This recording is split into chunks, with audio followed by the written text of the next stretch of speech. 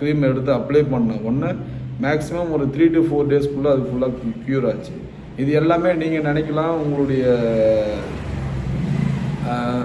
என்னுடைய சிந்தனை மூலிமா நான் என்ன சொல்ல வரேன்றது கொஞ்சம் நான் என்னுடைய இது மூலிமா நான் சொல்லிடுறேன். ஆண்டவன் எல்லாருமே ஒன்று தான்.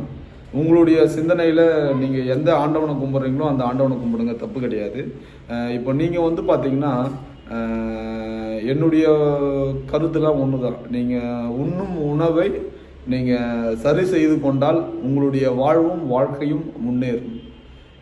ஆகையால் நீங்கள் ஒவ்வொரு மனிதனும் செய்யக்கூடிய சிறு பெரு தவறினால் நம்முடைய குடும்பமும் நம்முடைய குழந்தைகளும் மிகவும் கஷ்டத்தில் ஆளாகிறாங்க.